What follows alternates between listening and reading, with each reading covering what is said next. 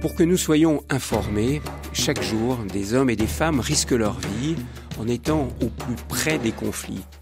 Ces reporters de guerre nous rapportent des images, des témoignages souvent bouleversants sur les chaos du monde.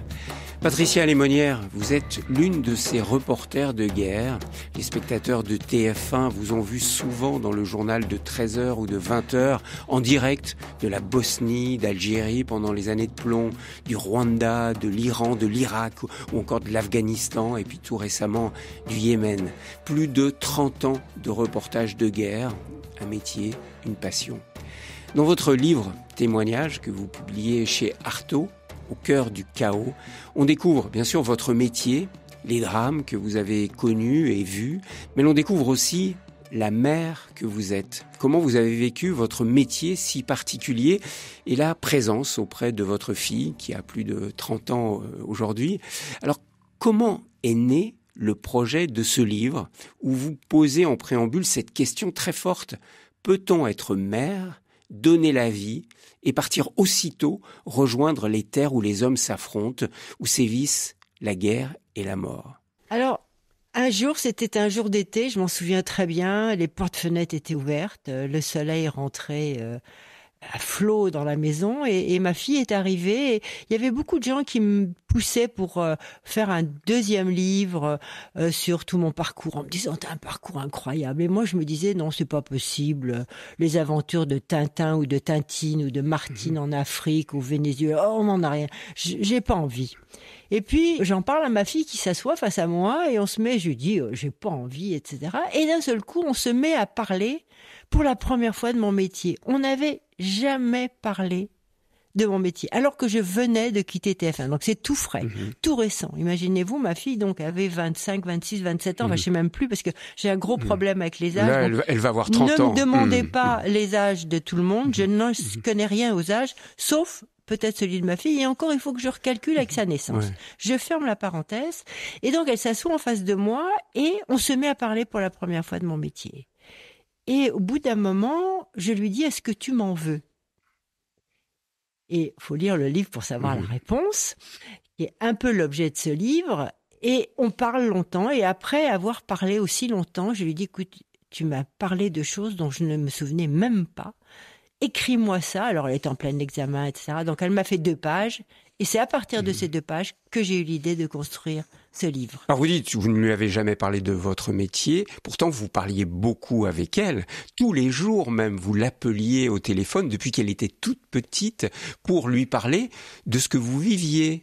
Mais avec pas mal de filtres. C'est différent. Là, je lui ai parlé dans cet entretien qu'on a eu, donc dans cette journée ensoleillée, je lui ai parlé de moi, sa maman, comment elle avait vécu mes départs. Jamais je lui avais parlé de ça. Alors que quand j'étais sur le terrain, effectivement, je l'appelais tous les soirs à la même heure et je lui racontais ce que je voyais. Mais pourquoi je faisais ça? En choisissant, bien sûr, ce que vous pouviez lui dire selon son âge. Parce que vous avez commencé à l'appeler, elle était toute petite. Elle ne pouvait même pas vous parler. Je pouvais même pas lui parler puisque la première fois où je l'ai appelée, je suis partie une première mission, c'était tellement dur qu'après je suis allée voir le pédiatre. Et il m'a dit: mais appelez-la tous les soirs, mes hôtesses de l'air font pareil, certaines de mes patientes, appelez-la tous les soirs, mais à la même heure. Un enfant a besoin, même tout petit, de repères. Elle avait 4 mois, Patricia Lémonière, quand vous êtes partie la première fois, et c'était pour des missions de 4-5 semaines. Hein. Ouais, j'ai été prolongée pour une mission, et je dois avouer, la 5e semaine était abominable, c'était la première fois que je me séparais d'elle. J'ai un peu pleuré. Vous étiez en pleine guerre du Kosovo à ce moment-là. Non, de Bosnie. Oui, Bosnie.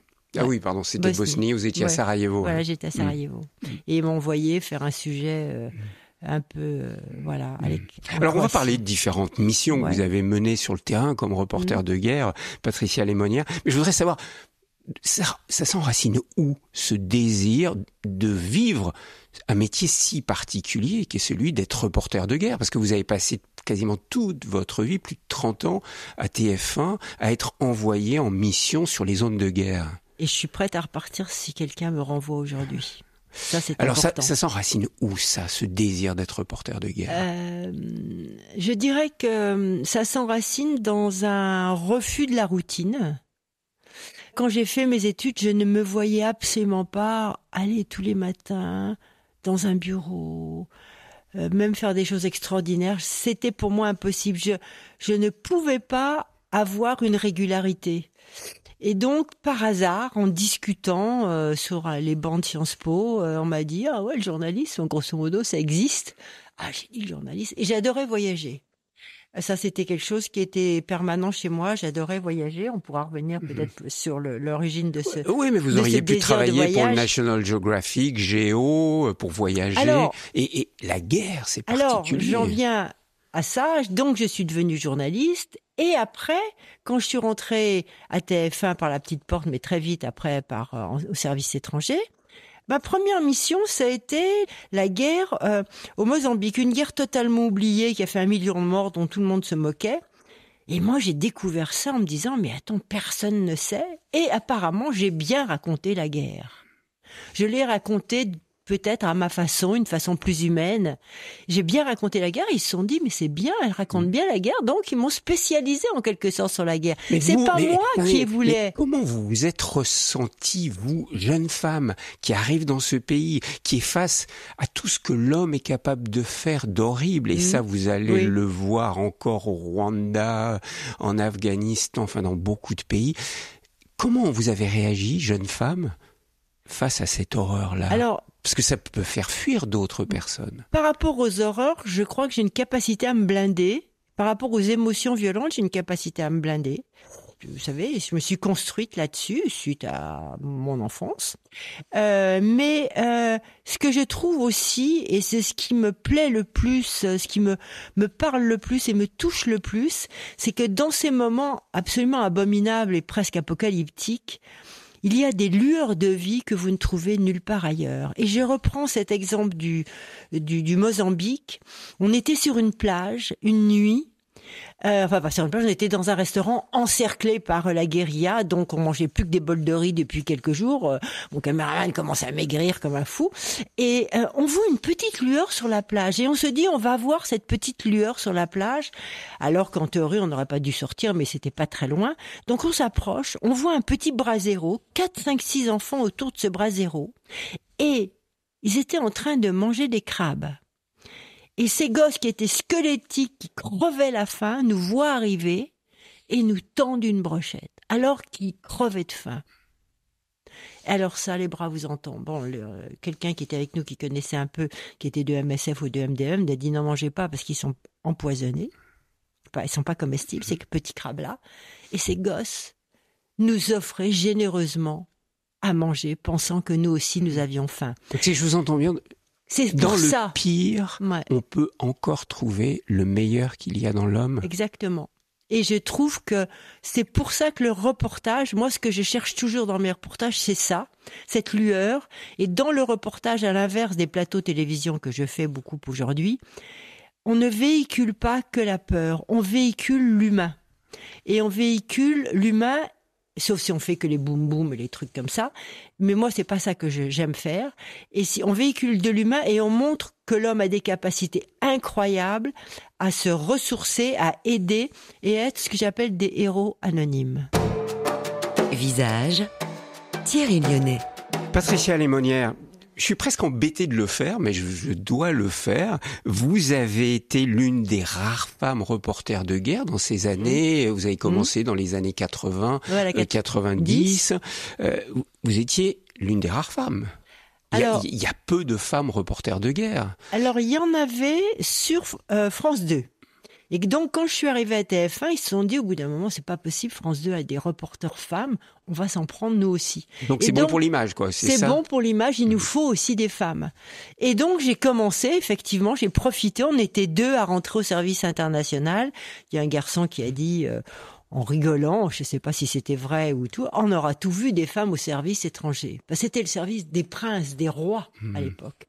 Et donc maintenant c'est plus ça du tout. Il y a des jeunes femmes partout formidables qui font ce métier. Mais vous avez dû jouer des coudes pour vous faire accepter dans ce milieu plutôt masculin. Et je parle y compris sur le terrain quand vous étiez avec des confrères. Non, paradoxalement, j'ai pas eu à jouer des coudes. J'ai plus eu à jouer des coudes quand je suis devenue maman. Parce que alors là, c'était même pas envisageable. Il n'y avait pas de maman. grand reporter de guerre à l'époque. Et donc, il y avait des papas. Il y avait des papas. Beaucoup de célibataires. Il y avait des papas. Mais les mamans, on avait comme peur que la maman qui est tuée, c'est beaucoup plus grave qu'un papa qui est tué. Et ça me choquait beaucoup. Parce que un papa, ça manque autant qu'une maman. Donc pourquoi cette différence? Et la pression sociale aussi sur la maman est beaucoup plus forte que la pression sociale sur le papa. Donc quand vous avez accouché en 1993, on vous a fait comprendre que maintenant vous alliez plutôt rester au siège. On avait pour moi d'autres options qu'on m'a proposées que j'ai refusées. Parce que vous vouliez repartir sur le terrain. Oui, j'ai dit je veux repartir sur le terrain. Et alors ça, expliquez-nous, parce que quand on est mère, on vient d'accoucher. Généralement, on a envie d'une chose, c'est de rester auprès de son bébé, de s'en occuper longtemps. Vous, au bout de 4 mois, vous partez pour 4 ou 5 semaines à Sarajevo. Qu'est-ce qui se passait dans votre tête, dans votre cœur? On a envie de rester avec son bébé, mais pas que. Parce que une femme n'est pas qu'une mère. Une femme est un être humain avec ses envies, ses désirs de réalisation. Et mes désirs de réalisation, c'était le grand reportage. Alors que j'étais totalement amoureuse de mon enfant, immédiatement. Même avant qu'elle naisse, comme beaucoup de mamans, pas toutes, mais comme beaucoup. Et je me suis débrouillée avec cette double passion, en quelque sorte. C'est ça, deux passions, l'une pour votre fille, l'autre pour votre métier. Parce que je lui ai dit, toute petite, je lui ai murmuré à l'oreille, je ne sais pas si j'en parle d'ailleurs dans mon livre, je lui murmurais à l'oreille avant qu'elle ne s'endorme, chérie, je vais repartir parce que, je l'appelais pas chérie, je l'appelais mon bébé à l'époque, si je ne repars pas, je t'en voudrais un jour et je ne veux pas que tu le ressentes. Vous auriez été frustrée de rester à la maison. Et je en aurais forcément voulu. Mais Patricia Lémonnière, bien des années plus tard, quand votre fille vous dit « Est-ce que tous les parents font passer leurs désirs avant ceux de leurs enfants ?» Comment vous avez reçu cette phrase? Ça, c'était un peu un choc parce que ça remonte à l'idée. Quand je suis partie au Rwanda, ma deuxième mission au Rwanda, elle était très très forte, très violente. Je suis rentrée en France avec la sensation que je transpirais la mort. Et donc là, je n'ai pas voulu communiquer. J'ai dit, je peux pas gérer. Je peux me gérer, mais je peux pas gérer ma relation avec mon enfant. Elle va sentir. Ça avait été tellement violent au Rwanda. Ça avait été tellement violent. C'était les témoignages, c'était les prisonniers, c'était les procès, c'était l'horreur qui transpirait de partout. Là, on est en et la 97, pas en 94, au moment des massacres. Alors que j'y suis allée, mais ça dégoulinait de partout. Et donc, je suis rentrée dégoulinante. Et je me suis dit, c'est pas possible, je vais la contaminer en quelque sorte, ou ça va pas se passer. Donc, je l'ai emmenée chez un pédopsychiatre, d'accord? Pour me disant, il va gérer. Et moi, je vais gérer mon problème et après, on va pouvoir retourner. Vous aussi, vous alliez chez un psychiatre? Non, mais je gérais, je savais pouvoir un peu gérer, mais il me fallait un peu de temps, un choc comme ça, il faut un peu de temps. Et d'ailleurs, elle faisait pas des longues séances. Chaque fois que je rentrais un peu dégoulinante, elle y retournait et c'était pour 2-3 séances, vous voyez? Bon. Et donc, à l'occasion de missions un peu difficiles, alors qu'elle avait 9 ans, je l'avais emmenée chez son pédopsychiatre. Et on rentre en voiture, et c'est dans la voiture où elle a prononcé cette phrase. Est-ce que tous les parents font passer leurs désirs avant ceux de leurs enfants? Parce que son pédopsychiatre lui avait dit. Les parents font passer leurs désirs avant celui des enfants. Et donc, quand vous êtes dans votre voiture et qu'on vous dit ça, je me souviens, je pourrais aujourd'hui peindre la scène si j'étais bonne en peinture. J'étais boulevard Raspail, j'allais passer pont de la Concorde, et je peux vous dire, quand je me suis retrouvée place de la Concorde et après, j'ai pensé très très vite et j'ai trouvé la phrase. Et je lui ai dit, chérie, si t'arrivait quelque chose et que j'étais au bout du monde, mais qu'il y ait quelque chose de très grave, eh bien, j'abandonnerai, je rentrerai pour toi.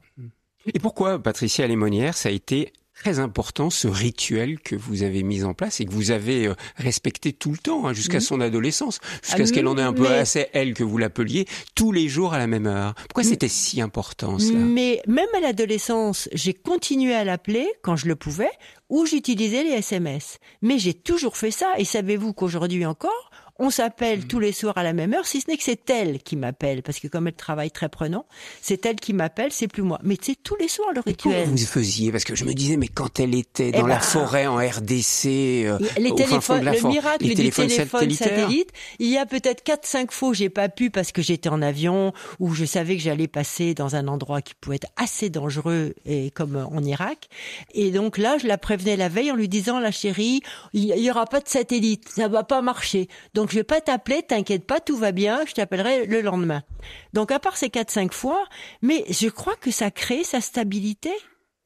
Ça a créé d'abord ce lien qu'on a maintenu coûte que coûte, par la parole, par l'échange, et elle avait ce repère, maman, tous les soirs à la même heure.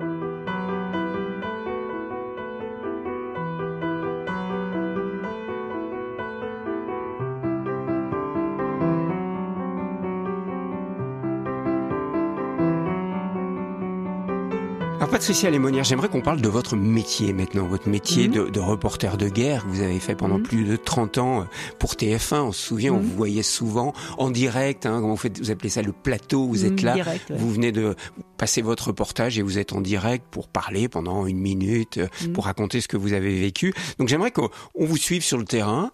Vous partez toujours avec une équipe, vous n'êtes jamais seul. Oui. Alors, qui a-t-il dans cette équipe? Alors, elle est constituée il y a de qui? très longtemps, mes premiers reportages, nous étions 4. Donc il y avait un caméraman, un monteur, un preneur de son. Et vous? Et moi. Comme journaliste. Le preneur de son est très vite devenu monteur et preneur de son. Donc nous sommes passés à 3. Et puis après, nous sommes passés à 2. Les dernières missions que j'ai faites, on diminue, question de coût.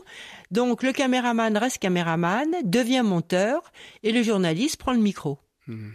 Et devient preneur de son. Non, il n'est pas du tout preneur de son, il tend le micro plutôt, j'ai envie de dire, parce que la qualité sonore, excusez-moi, alors que... Elle voulait dire quoi? Qu'elle a bien baissé la qualité de son. Ça n'existe même plus. Mais alors que un silence au milieu de la guerre, ponctué par un chant du coq, un cri d'oiseau ou un vent un peu intense, ça transforme le reportage. Mais on n'en est plus là, on n'a plus les moyens. Vers des économies, parce que ça coûte très cher d'envoyer des grands reporters en situation de guerre. Alors je vais vous donner un exemple. Même l'Irak, ça coûte très cher pendant au moment des enlèvements. Au moment des enlèvements, pour sortir une équipe de l'aéroport de Bagdad et pour l'emmener dans la capitale, le coût de voir une voiture blindée plus une voiture suiveuse, soit la voiture suiveuse était aussi blindée avec plein d'hommes en armes, soit elle était beaucoup moins, avec que 2, oscillait entre 2 500 € et 5 000 €, voire 6 000 €. Juste pour ce transfert de l'aéroport au centre. Le transfert qu'on appelait la route de la mort, ce transfert-là. Bon, après, il fallait payer la sécurité si vous le vouliez. Moi, je ne voulais pas de sécurité. Je préférais avoir des habitants qui changeaient de voiture tout le temps et qui peut-être avaient un pistolet dans leur voiture, mais ça je ne savais pas, et je préférais m'appuyer sur l'extrême discrétion. Mais la plupart des équipes, anglaises et américaines, c'était du 10 000 € au jour. Alors il y a aussi un personnage très important, c'est celui qu'on appelle le fixeur. Oui. Ça, j'aimerais que vous nous parliez de ces hommes le plus souvent qui ont des rôles considérables dans vos grands reportages de guerre. Oui, alors celui qui m'a le plus touché, c'est évidemment celui qui était avec moi en Irak et qui est mort en sautant sur une mine, parce que c'était un garçon très courageux et qui nous a beaucoup aidés. Mais les fixeurs ont un rôle éminemment important parce que quand on arrive sur une situation que l'on ne connaît pas, c'est eux qui vous débrouillent les contacts. Et donc, c'est hyper important d'en avoir et il faut les trouver. On sait qu'on part, mettons, dans 3 heures. Eh bien, les assistantes du service se mettent à téléphoner partout parce que nous, on n'a pas le temps, il faut aller faire nos bagages, etc., pour essayer de nous trouver quelqu'un. Bon. C'est ça, parce que parfois vous devez partir en urgence dans un pays. Et la guerre éclate, personne n'a de contact. Ou le conflit éclate, personne n'a de contact. Donc là, il faut aller très très très vite. Et parfois, on trouve personne. Donc, quand on arrive à l'aéroport, on trouve un taxi. Et puis à l'hôtel, après, on se renseigne et on essaye de trouver quelqu'un. Et ça, c'est ces des gens... fixeurs, quoi? Ce sont des journalistes du pays? Ouais, ça peut être des journalistes du pays, ça peut être simplement des gens qui parlent les deux langues et qui ont quelques contacts. Ça peut être des gens très très très mauvais qui vous plantent totalement votre mission aussi.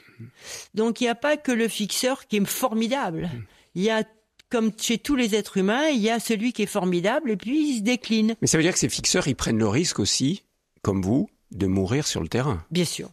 Bien sûr, ils prennent le risque et ils n'ont pas, par rapport à leur famille, l'assurance. Voire même, à la fin de la guerre, ou au départ des soldats français, par exemple, d'être dans une situation dramatique. Je pense aux Afghans, à tous les fixeurs afghans qui ont aidé les journalistes français ou américains. Quand les troupes françaises et américaines sont parties, ces fixeurs ont été dans une situation très dramatique. Ils ont été dans une situation très difficile. Certains ont été rapatriés peu, sur la totalité, je pense, qui a travaillé, aussi bien pour les ONG que pour l'armée française, que pour les journalistes. Les ONG et les Nations Unies ont fait une grande consommation, comme on peut dire aujourd'hui, de fixeurs et de traducteurs. Et ces gens-là, pour la plupart, sont restés sur place. Alors, il faut savoir que souvent, à la fin, les 2 dernières années, ils venaient d'une autre ville totalement différente pour travailler avec des gens dans une autre ville. Ne pas être repéré comme ça. Ne pas être repéré. Mais en fait, ils l'étaient. Et parfois, les traducteurs pour les ONG et pour les armées faisaient double jeu. Parce qu'ils c'était obligé. Pour leur survie, ils devaient aussi donner des infos aux talibans. Ils ne pouvaient pas faire autrement.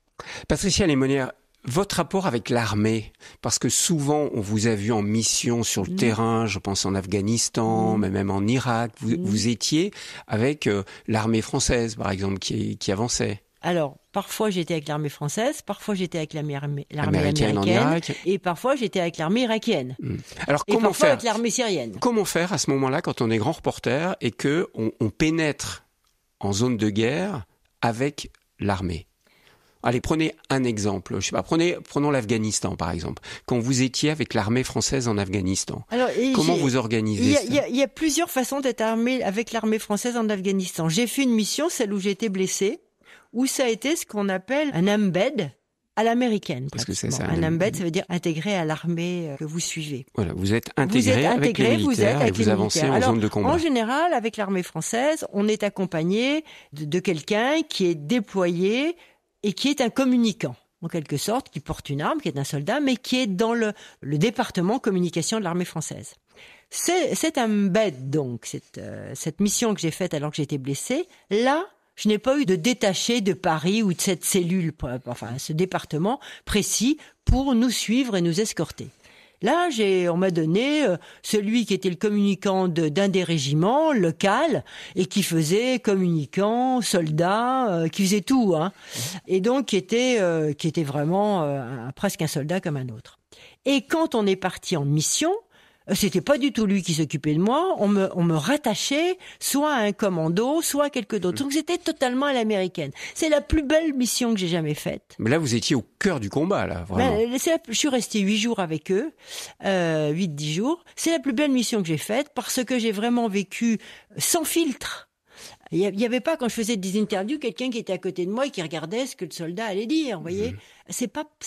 On parle pas de la même façon, hein.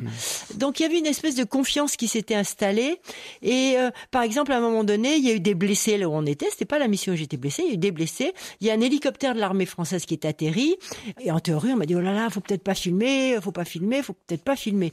Et j'ai dit écoutez, on va filmer puis on verra après au retour. Ils m'ont laissé faire. Ça aurait été jamais possible autrement. Parce que vous êtes contrôlé quand même quand vous partez. Quand on est contrôlé, puis on nous fait sortir au bon moment, ce qui fait que très souvent d'ailleurs les embeds avec l'armée française, on voit rien et tout se passe bien, hein. On fait un petit tour dans la montagne et puis on redescend, quoi.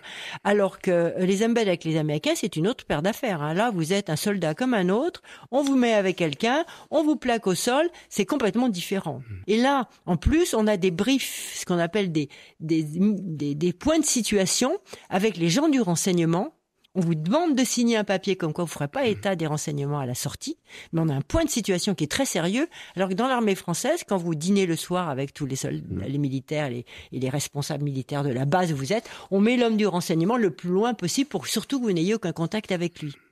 Visage RCF. Patricia Lémonière, vous nous avez parlé, glissé ça comme ça, quand j'ai été blessé en Afghanistan. J'aimerais qu'on parle de ce moment-là. On est en 2011. Oui. Vous partez en Afghanistan. Là, vous êtes complètement immergé avec l'armée française sur le terrain. Et là, vous subissez une attaque. Vous vous souvenez précisément de tout ce qui s'est passé ? Alors, ce qui est drôle, c'est que quand on est parti vers minuit, un peu avant minuit, j'ai eu un mauvais pressentiment. J'ai dit... Parce qu'en général, quand je sentais des missions très très difficiles, j'écrivais un message à ma fille, à son père et à mes parents, au cas où je ne revienne pas. Une petite lettre que je laissais à Paris. Là, à n'ouvrir que si vous ne revenez pas. Dans mon bureau, sans rien, sans rien dire à personne. Mais comme tout le monde ouvre votre bureau si vous ne revenez pas, il l'aurait trouvé. Et là, j'ai dit, j'ai rien écrit et je le sentais pas. Donc j'ai pris mon portable, tac, tac, tac, tac, tac, dans les notes là, j'ai écrit quelque chose. Et comme le caméraman ne voulait pas partir avec nous parce qu'il ça lui plaisait pas du tout cette mission, il sortait pas de la base. Et je le comprends, on a le droit d'avoir peur. Hein, ça c'est vraiment légitime, ça n'a rien à voir avec le talent, c'est autre chose. Et donc lui restait, je lui ai dit, écoute, si jamais il y a quelque chose sur le ton de la rigolade, j'ai laissé un message pour ma fille. Voilà mon code, faudra lui donner. Et nous voilà partis. Donc je suis partie avec cette idée que... Et alors, c'était... Et là, sans caméraman, donc quoi, pour voir, ou c'est vous qui avez pris la caméra ? Voilà, j'avais une caméra et le monteur, qui était un monteur qui est devenu plus tard caméraman, un garçon extraordinaire. Donc là, vous êtes partis que tous les deux ? Et on est partis que tous les deux avec nos troupes. Et quand on arrive dans la nuit, il était minuit, etc. Et là, je me dis, mais c'est pas possible cette mission. Ouf, ouf, ouf, tous les chiens aux alentours qui aboient. Alors pour être discret, autant la presse l'affaire de jour. À la limite, j'ai envie de dire, bon. Parce que tout le monde est au courant qu'il y a quelque chose qui se passe. Tous les chiens aboient. Donc voilà, on passe, enfin bref. Et on arrive dans le village qui était ciblé. C'était attraper des gens qui fabriquaient des engins explosifs improvisés. On arrive dans ce village et moi, j'étais avec le chef de l'unité et donc avec les commandos. Donc on était le plus à l'avant. Et il est l'heure de la prière, le jour se lève, l'imam, enfin la mosquée, c'est donc l'appel à la prière. Le muezzin appelle à la prière. Et immédiatement après, les premières rafales. Là, vous êtes attaqué. Et on est attaqué, et ça pète de partout, etc. Et là, avec Louis, mon alter ego en quelque sorte, on se regarde, on se dit, en quelque sorte, dans nos yeux, c'était chouette. Enfin, ce qu'ils vivent, on va le vivre. Et donc, on se met à filmer tous les deux. Non mais attendez, votre réaction, c'est pas la peur, c'est ouais, c'est chouette, ça y est, on y est, on est au cœur du combat. On va voir ce qui se passe. Ouais, on va voir ce qui se passe. Non mais attendez, ça vient d'où ça, ce côté grisant? Non, c'est pas grisant, c'est témoigner, voir et tout de suite j'ai regardé les militaires, ce qu'ils faisaient, comment ils faisaient, comment ces soldats qui tombaient régulièrement, comment là, alors que leur vie était peut-être en danger. J'ai pensé aux soldats. Parce que là, je pense pas à moi. Là, il y a eu un mort et 32 blessés. C'était une très grosse attaque. C'était une grosse attaque. Mais attendez, vous, là, au cœur de l'action... Et deux blessés très très graves, ce que j'appelle en pièces détachées, moi. Vous n'avez pas peur, là ? Non, je pense aux soldats. Je pense aux hommes que je suis venu suivre. Non, mais vous n'êtes pas câblé comme tout le monde, alors. Non, je suis câblé comme tous les journalistes. On est tous pareils, les grands. Les journalistes sur le terrain. Moi, ceux qui vont sur le terrain sont tous pareils. Mais pourquoi vous croyez invulnérable ? Alors, on se croit invulnérable jusqu'à ce qu'on soit blessé. C'est ce qui s'est passé. Ouais. Jusque-là, vous pensiez que vous aviez votre bonne étoile et que vous alliez revenir tout le temps. D'ailleurs, j'avais ma petite étoile autour du cou et je croyais que de toute façon, je disais tout le temps au père de ma fille, à ma fille, enfin le père de ma fille qui n'habitait pas en France, mais je disais, t'inquiète pas, je pars, je la laisse seule. Je reviendrai, quoi je qu'il reviens. arrive. Ouais. C'est une croyance, en fait. Oui, c'est une foi. Oui. Et là, bing, vous êtes blessé, là. Alors, au bout de 5 heures de combat, alors qu'on est à court de munitions, je suis blessée. C'est une explosion. Oui, c'est une roquette qui a tapé sur le haut de la fenêtre et donc les éclats sont passés. On s'était réfugié dans une maison parce que ça tapait trop. Et d'ailleurs, il y a un truc extraordinaire, c'est qu'à l'extérieur, j'ai filmé une balle qui tape sur la maison alors que j'étais en train d'interviewer 2 militaires et la balle est passée entre les deux. Et l'un des militaires dit en enregistre: Oh, c'est pas passé loin. Bah oui, c'était passé à 2 cm de son oreille. Ouais. Mais il y avait tellement de bruit que voilà. Bref, et quand on est blessé, ben voilà, j'ai vu la lumière blanche, que tout le monde dit oulala, c'est très mauvais quand on la voit. C'est vrai, vous êtes quoi, tombé dans les pommes? Non, pas tombé dans les pommes. Le souffle était trop fort. Je suis tombé par terre et puis j'ai été blessé. Donc des éclats, blessé au j'ai visage, blessé au bras. Mais autour de moi, il y avait 3 autres personnes blessées aux jambes, en particulier, donc très très moches les jambes, et qui hurlaient quand même. Qui demandaient tous, et ça m'a beaucoup frappé, la solidarité des hommes à ce moment-là. Est-ce que le chef est blessé? Ils voulaient tous savoir comment était leur chef. Parce que si leur chef avait été blessé, c'était plus la même histoire. Si leur chef tenait, il devait tenir. Et ça, même dans mon souvenir au sol, j'entends encore ces voix aujourd'hui. Alors, vous avez été rapatrié à la base. Ouais. Et le lendemain, vous avez voulu faire un plateau. Vous nous racontez cette histoire dans votre livre, là, au cœur du chaos. Là, c'est vraiment le titre, là, au cœur du chaos. Vous étiez au cœur du chaos. Qu'est-ce qui vous a fait vous relever de votre lit pour faire un plateau le lendemain? Et on peut trouver sur Internet, je suis allé rechercher, on vous voit avec un bandage au niveau du menton, avec le bras en écharpe. Et là, vous avez voulu témoigner de ce qui s'était passé. Alors, c'est 2 choses. Les combats ont duré 10 heures, ce qui est beaucoup. Quand on était rapatriés sur la base, comme nous, on était dans les derniers à rentrer parce qu'on était les plus éloignés. Puis on était les blessés, il y avait des blessés plus graves. Donc nous, on est été héliportés après sur Kaboul dans les derniers. Donc j'ai eu un peu de temps sur la base à l'infirmerie où on m'a fait les premiers soins. Et là, on m'a apporté un téléphone pour que j'appelle ma fille. Le seul problème, c'est que l'armée française avait prévenu ma patronne qui avait prévenu ma fille. Donc elle était dans un état second. Quand je l'ai au téléphone, elle parlait comme ça, vous voyez, parce que j'avais le menton qui était tombé, en grosso modo. Donc j'étais un peu, puis j'avais surtout été ce qu'on appelle blasté. C'est-à-dire, j'avais reçu le blast, c'est-à-dire le souffle de l'explosion, ce qui est très mauvais, en fait. Je l'ai appris beaucoup plus tard. Il ne plus respirer. Oui, voilà, c'est très très mauvais. Puis il y a des conséquences que j'ai appris beaucoup plus tard. Là, mon seul objet, c'était de la rassurer. Tout va bien. Et donc, tout va bien. Que vous disiez tout le temps au téléphone, quand vous étiez en mission, tout va bien, tout va toujours bien. Et alors, elle voyait bien à ma voix que tout n'allait pas bien. Et donc là, j'ai dit, te promets demain à l'antenne. Bon, au revoir. Voilà. Enfin, c'était même encore plus difficile. Bref. Et donc, il fallait que je sois à l'antenne. Il y avait cette motivation. Et puis, la deuxième motivation, c'est que je voulais surtout pas qu'à Paris, ils fassent un sujet avec nos images. Ah, ça, j'aurais été furieuse. Sans vous, c'est ça. Que ce soit pas moi qui signe et Louis qui était avec moi, que nous deux, nous ne signions pas ce reportage. Même aussi petit allait-il, c'était pas grave, il fallait le faire. Et deuxièmement, que je ne témoigne pas de ce que les soldats vivaient. C'était les 3 choses. Vous deviez témoigner. Je devais pour témoigner les soldats. parce que j'avais l'impression que les Français ignoraient toute la guerre qui se déroulait en Afghanistan. Et donc voilà, c'est ce qui m'a motivée. Et donc j'ai signé une décharge. J'ai réussi grâce à la complicité des médecins, à retrouver une base où retrouver mes hommes. Et voilà. Et vous avez témoigné à l'antenne, on peut le voir.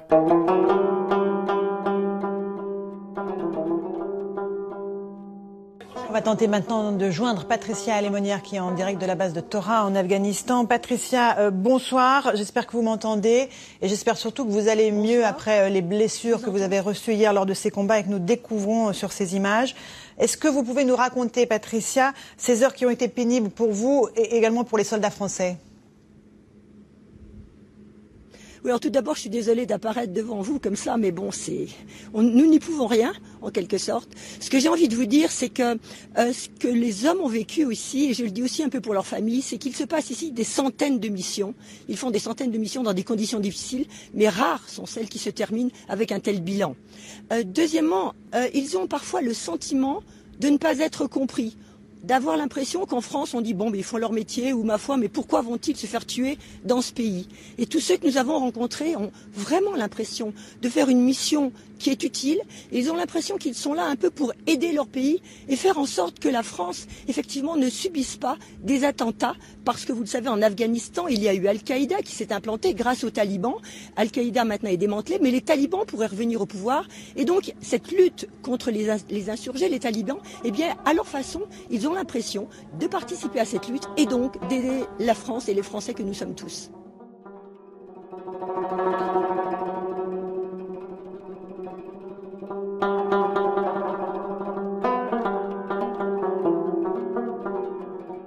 Patricia Lémonière, j'aimerais qu'on parle d'un autre aspect de votre métier de grand reporter. C'est comment faire pour ne pas être manipulé quand on est reporter. On va prendre l'Algérie. Ouais. Ça a été à un moment votre deuxième maison, comme vous disiez, entre 95 et 99, vous alliez très régulièrement en Algérie.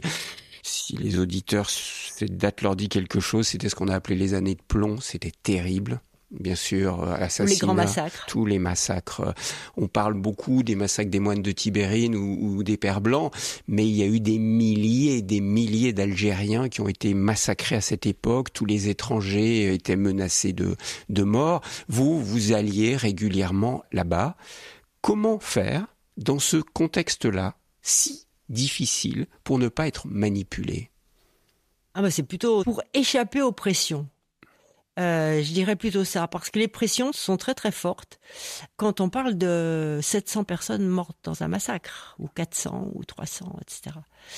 Donc la France se déchirait sur l'Algérie.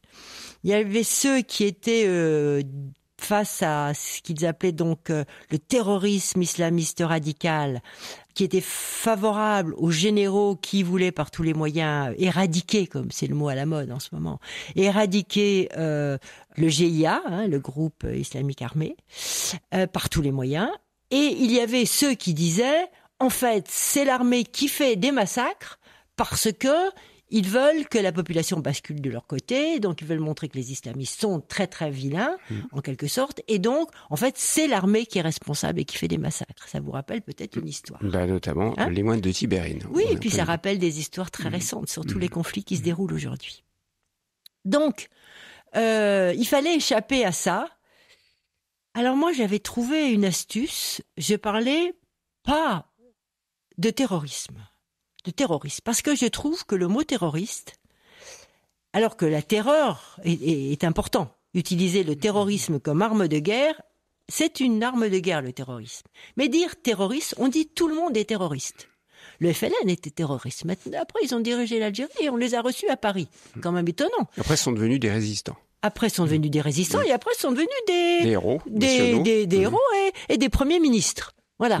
Donc, reçu en pompe par la France. Donc, si vous voulez, il faut faire très attention et surtout que le mot terrorisme, pour moi, permet d'échapper complètement au projet politique qu'il y a derrière l'usage de la terreur comme arme de guerre. Non, mais là, pour vous, journaliste, Patricia Lémonière, vous êtes sur le terrain, vous partez dans les montagnes oranaises, là, il y a eu un massacre. Et un massacre, allez mettre 400 personnes dans un village, femmes violées, égorgées, les enfants tués, décapités, enfin, l'horreur. L'horreur. Comment vous enquêtez pour savoir ce qui s'est vraiment passé? Alors, d'abord, on a des réseaux en France qui nous permettent de voir qu'est-ce qui se passait sur place, quelle était la situation. On essaye de recouper ces informations le plus que l'on peut. On essaye de faire ce que l'on peut et surtout, on est hyper prudent dans son commentaire. C'est pour ça que je vous disais, j'utilisais pas le mot terroriste, que j'utilisais le mot groupe islamique armé, usage de la terreur comme arme de guerre, et je parlais de groupes armés. Parce que je ne savais pas, j'avais pas eu accès au GIA, j'ai pas pu les interviewer, j'avais pas eu accès aux milices organisées localement pour, en beaucoup moins non, mais pour essayer de défendre les villageois, ou parfois éliminer ceux qu'on n'aime pas, voilà. Donc je n'avais pas assez d'éléments. Et donc, n'ayant pas assez d'éléments, je prenais une posture groupes armés et je m'intéressais qu'aux témoignages des gens. Et parfois, les témoignages des gens, il fallait les faire dans les 5 premières minutes. Parce qu'après, il arrivait les faux habitants. Les faux habitants qui vous disent « Oh là là, heureusement que l'armée est là et nous protège ». Bon, quand l'armée avait mis 5 heures pour venir. Voyez. Donc il fallait tout de suite capter les premières paroles, et là vous aviez des paroles vraies. Mais à un moment dans votre livre, Au cœur du chaos, vous dites « J'en ai marre du mensonge ». Vous en aviez marre de l'Algérie et de tout ce mensonge. Ah oui, à un moment. là, si vous voulez, tout le monde essayait de vous tirer de son côté, même les autorités françaises. Et en plus, les autorités françaises étaient divisées en deux camps pratiquement à l'époque. Donc, on voulait vous convaincre de certaines choses, et vous, à un moment donné, vous ne savez plus. On vous dit quelque chose, est-ce que c'est vrai ? Vous doutez de tout. Et donc, vous avez l'impression que vous pouvez plus faire votre job parce que vous avez l'impression que ça manipule de partout. C'est ça, on veut vous manipuler parce que vous... On veut vous faire dire une vérité que vous ne savez pas. Et devant des millions de téléspectateurs tous les soirs dans le journal de 20h. Vous avez la responsabilité de ne pas dire des âneries. Donc, le plus simple, moi, c'était ma position. C'était, parfois d'ailleurs, j'ai loupé des scoops presque. Ça a été de ne pas révéler de ce que l'on m'avait dit, et d'en rester plus simplement au reportage humain. Alors, il y a tout un tas de questions éthiques qui se posent dans votre métier de grand reporter, Patricia Lémonière. J'aimerais qu'on en parle de ces questions éthiques. Quelle est votre approche éthique face à la mise en danger des personnes que vous interviewez, par exemple? Vous êtes sur le terrain, vous cherchez des témoignages, vous allez interviewer ces personnes-là, mais vous savez très bien qu'elles prennent un risque énorme. Et vous allez rentrer, elles vont rester sur le terrain. Alors, il y a deux choses. D'abord, c'est bien leur expliquer que vous allez rentrer et qu'elles vont rester. Ça, c'est très, très important. Et donc, il y a effectivement beaucoup de gens qui ne veulent pas témoigner. C'est la majorité, la très, très, très, très grande majorité. Ils ont peur, et c'est normal d'avoir peur. Et c'est totalement logique. Alors après, il y a toutes les questions, on les trouve dans des endroits, on essaie d'échapper à la surveillance pour les retrouver dans des endroits où ils seront pas repérés, et après on les floute, on les cache, on les met de dos, etc. On modifie leur voix, on fait dire leurs mots par quelqu'un d'autre, etc. Il y a beaucoup de techniques. Et puis il y a ceux qui osent parler. Et ça, ils sont les plus courageux. Enfin, je veux dire, moi, je ne serais sûrement pas aussi courageuse qu'eux dans ces moments-là. C'est parce qu'ils ont trop souffert. C'est l'excès